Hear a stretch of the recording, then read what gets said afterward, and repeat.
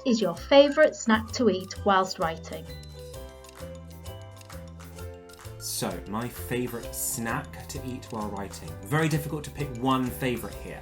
I'd say the most commonly featured snack at my writing table is a caramel and chocolate digestive biscuit for dunking in tea. Very often makes an appearance, that one. I've written many of my books powered by that biscuit. If I want something a little bit more substantial, it's going to be a crumpet covered with Marmite. Often that will make an appearance later at night when I'm working into the small hours, as I so often do. And if I want something a little healthier, I might perchance pick up a tomato. I like to eat a really big, ripe red tomato, like an apple. Take a big bite of it. It's delicious. Very messy if you do it like that. There's a trick to it. So if you want to try that at home, make sure you have a couple of paper towels to hand. That's some free advice for you.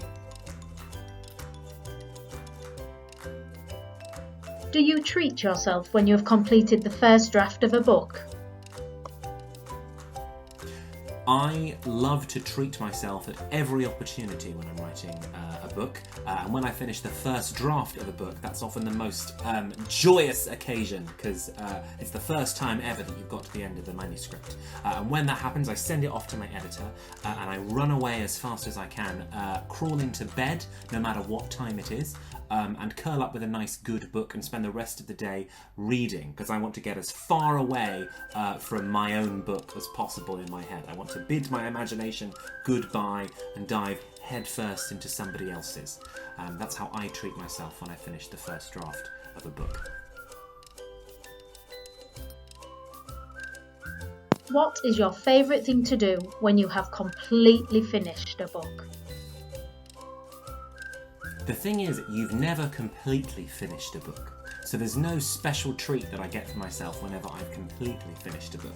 Even after I've sent away the final copy to the editor and it's been printed at the factory, I still want to make changes. There are still words that I want to change. I often pick copies of my books up in bookshops and think, oh, is it too late to change that word? And of course it is. It's much too late. You have to stop sometime.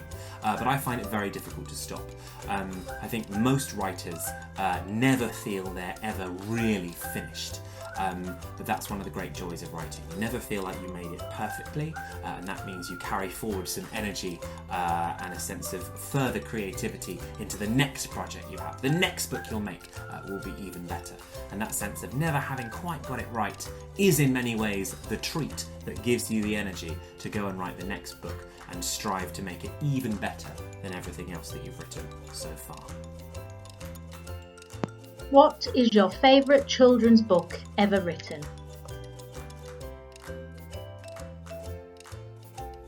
There are a great many children's books that I love dearly, and it's very difficult to choose a favourite. One I think is like my favourite of all time. But one that springs to mind is Northern Lights by Philip Pullman, the first instalment in the His Dark Materials trilogy that I absolutely devoured when I was at school. And the reason I think it's particularly good and rooting to possibly be one of the best books of all time is that I don't think it's just a book for children. I think the best books are stories that transcend age, that can be read by readers of all ages, that speak to something fundamental about being alive and being a human.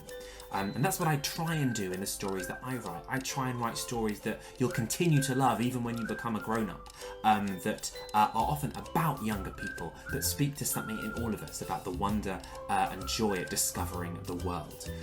That's why I love Northern Lights so much, is that it's a story about a girl going on an adventure, but it's kind of an adventure that you want to return to even when you become a big old grown-up like me. Plus, I was always fascinated by thinking about what kind of animal my demon would be, the animal companion that everyone in that universe has. I've thought a lot about it over the years, and I think my animal demon would be a hare, like a big rabbit, the guy with the big lolloping ears, because I'm a bit goofy. I love the countryside, and I'm quite a bouncy man. And I jump up and down when I get excited. Very hare behaviour. So Northern Lights, I think, would probably be my favourite children's book of all time. If you could invite 3 children's authors to dinner, past or present, who would you invite and why? If I get to invite 3 children's authors to dinner, I should probably invite someone who can cook. because I'm not a very good cook. But if we can go to a restaurant, no, that changes everything. We'll go to a restaurant, and I'm going to invite Mallory Blackman, an author who I adore. I loved reading her books when I was at school, but I've never had the opportunity to meet her, so I definitely not waste this opportunity. I'd also love to invite Terry Pratchett, my absolute favourite author of all time, who wrote such brilliant, incredible, funny books that I read as a kid and as a grown-up. I'd love to tell him how much he meant to me. And I'd also love to invite Dodie Smith, the author of one of my favourite books, I Capture the Castle. She also wrote 101 Dalmatians. And I hear she was an absolute hoot at parties. She spent a lot of her life in Hollywood, so she'd also have some like really awesome like behind the scenes gossip about film stars.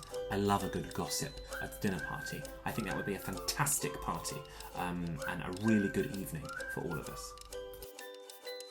If you could co-write a children's book with another author, who would you like to write with and why? I'm lucky enough to already have written 6 children's books with another writer, my very good friend N.G. Leonard. We wrote the Adventures on Trains series together. And I honestly wouldn't want to co-write another children's series with anyone else. She was terrific fun and we got on so well. I can't imagine it going better than it went when the two of us worked together. One of the great things about writing a series of books with somebody else is when you get stuck, you get to talk to each other and work out the problems together.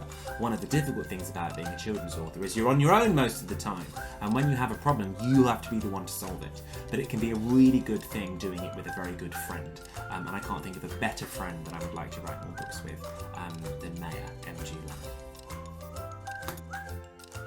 If your shortlisted book were to be made into a film, who would you like to play your main characters?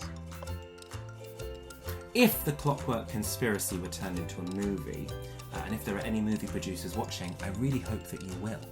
I would like Isaac and Hattie, of course, to be played by some fantastic child actors who I don't know about, because I'm not cool enough to know about who the cool new actors are. But amongst the grown-up characters, one very important character in The Clockwork Conspiracy is the Prime Minister, Simon Rose, who has to be very charismatic, very suave, a kind of person who could charm a nation.